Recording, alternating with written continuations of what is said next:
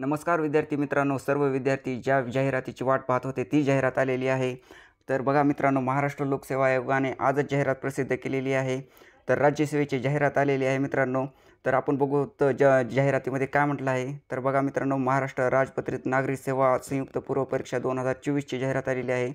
तर महाराष्ट्र शासनाच्या विविध विभागांतर्गत खालील संवर्गातील एकूण 274 पदासाठी मित्रांनो ही जाहिरात आहे. तर पदांच्या भरतीकरिता महाराष्ट्र लोकसेवा आयोगामार्फत महाराष्ट्र राजपत्रित नागरी सेवा संयुक्त पूर्व परीक्षा 2024 रविवार दिनांक 28 एप्रिल 2024 रोजी महाराष्ट्रातील एकूण 37 जिल्हा केंद्रावर घेण्यात येणार आहे मित्रांनो ही एक्झाम. तर बघा मित्रांनो, पुढे कोणत्या विभागामध्ये किती जागा आहेत ते बघा मित्रांनो. सामान्य प्रशासन विभागामध्ये मित्रांनो 205 जागा आहेत. तर राज्यसेवेच्या 205 जागा आहेत. तर मृद व जलसंधारण विभाग महाराष्ट्र स्थापत्य अभियांत्रिकी सेवामध्ये मित्रांनो 26 जागा आहेत. तर महसूल व वन विभागामध्ये एकूण 43 जागा आहेत. तर बघा मित्रांनो, अर्ज सादर करण्याचा दिनांक 5 जानेवारी 2024 आहे मित्रांनो. आणि लास्ट डेट 25 जानेवारी 2024 आहे. आणि ऑनलाईन पद्धतीने विविध परीक्षा शुल्क भरण्याचा अंतिम दिनांक 25 जानेवारी 2024 आहे. तर पुढे बघा मित्रांनो, परीक्षा राज्यसेवा मुख्य परीक्षा 2024 दिनांक 14 ते 16 डिसेंबर 2024 रोजी होईल. तर महाराष्ट्र स्थापत्य अभियांत्रिकी सेवा मुख्य परीक्षा 2024 जी आहे ती दिनांक 23 नोव्हेंबर 2024 रोजी होईल. आणि महाराष्ट्र वनसेवा मुख्य परीक्षा 2024 जी आहे ती दिनांक 28 ते 31 डिसेंबर 2024 रोजी होईल. तर मित्रांनो, आजच ही जाहिरात आलेली आहे. तर पदसंख्या व आरक्षणासंदर्भात सर्वसाधारण तरतुदी खाली दिलेल्या आहेत मित्रांनो. तर 274 पदासाठी ही जाहिरात आहे. खूप विद्यार्थी मित्रांनो या जाहिरातीची वाट पाहत होते. ती जाहिरात आजच आलेली आहे मित्रांनो. तर दिव्यांग उमेदवारासाठी मित्रांनो लेखनिक व अनग्रह कालावधीबाबत इथे माहिती दिलेली आहे. तर मित्रांनो, यासाठी भारतीय नागरिकत्व असलं पाहिजे पात्रतेमध्ये. आणि वयोमर्यादेसाठी मित्रांनो किमान मागासवर्गीय आर्थिक दुर्बल घटकासाठी 18-19 ते 18 मिनिमम मित्रांनो 18 ते 19 पाहिजे वय. तर अराखीव खुला प्रवर्गासाठी 38 वर्ष असलं पाहिजे. मागासवर्गीय आर्थिक दुर्बल घटक अनाथासाठी 43 वर्ष आहे. तर प्रावीण्यप्राप्त खेळाडू म्हणजे तुमच्याकडे खेळाडूचं प्रमाणपत्र असेल तर अराखीव किंवा खुला या दोन्हीसाठी 43 वर्ष आहे. तर माजी सैनिक, आणीबाणी व अल्पसेवा राजदिष्ट अधिकारी यांच्यासाठी राखीव मागासवर्गीय या दोन्हीसाठी 43च आहे. तर दिव्यांग उमेदवारासाठी 45 वर्ष असेल मित्रांनो. तर मागासवर्गीय उमेदवार खाली मित्रांनो माहिती दिलेली आहे. तर 2 वर्ष शिथिलचे दिलेलं आहे मित्रांनो. तर बघा मित्रांनो, जो शासन निर्णय आहे 2 वर्षाची जी वयोमर्यादेमध्ये जी शिथिलता दिलेली आहे ते धरून येथे मित्रांनो या GRमध्ये सांगितलेलं आहे. तर पुढे मित्रांनो, विहित वयोमर्यादा इतर कोणत्याही बाबतीत शिथिल केली जाणार नाही.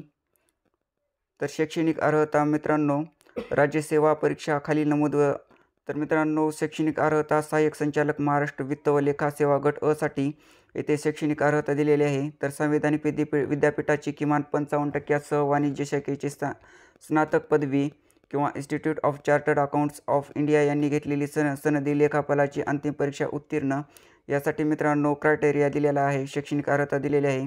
तर उद्योग उपसंचालक तांत्रिक गट अ साठी येथे शैक्षणिक अर्हता दिलेली आहे. हे तुम्ही वाचून घेऊ शकता मित्रांनो. तर महाराष्ट्र वनसेवा सहाय्यक वनरक्षक पदाकरिता खालील विषयापैकी कमीत कमी एका विषयाची मान्यता प्राप्त विद्यापीठाची पदवी असणं गरजेचं आहे मित्रांनो. तर वनस्पतीशास्त्र, रसायनशास्त्र, वनशास्त्र, भूशास्त्र, गणित, भौतिकशास्त्र, सांख्यिकी, प्राणीशास्त्र, उद्यानविद्या. तर मित्रांनो पशुसंवर्धन, पशुवैद्यकीय शास्त्र. आणि ब मध्ये दिलेला आहे कृषी अभियांत्रिकी यातील स्नातक पदवीधर. तर वनक्षेत्रातील पदाकरिता खालील माहिती दिलेली आहे. तर स्थापत्य अभियांत्रिकी सेवा परीक्षासाठी खाली माहिती दिलेली आहे मित्रांनो. तर अर्हता पात्रता गणन करण्याचा दिनांक खाली दिलेला आहे.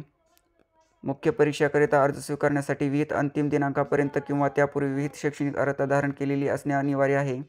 तर शारीरिक मोजमापी अर्हता महाराष्ट्र वनसेवा परीक्षा खाली दिलेली आहे मित्रांनो माहिती. तर मित्रांनो खाली निवड प्रक्रिया दिलेली आहे.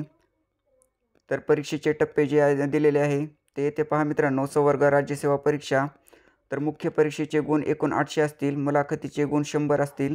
तर महाराष्ट्र स्थापत्य अभियांत्रिकी सेवा परीक्षा जी आहे त्याच्यामध्ये मुख्य परीक्षेला 400 गुण असतील आणि मुलाखतीचे गुण 50 असतील. तर महाराष्ट्र वनसेवा परीक्षा जी आहे त्यामध्ये मुख्य परीक्षेचे गुण 400 असतील, तर मुलाखतीचे गुण 50 आहेत. तर संयुक्त पूर्व परीक्षा या सर्वांसाठी 400 गुणाची असेल मित्रांनो.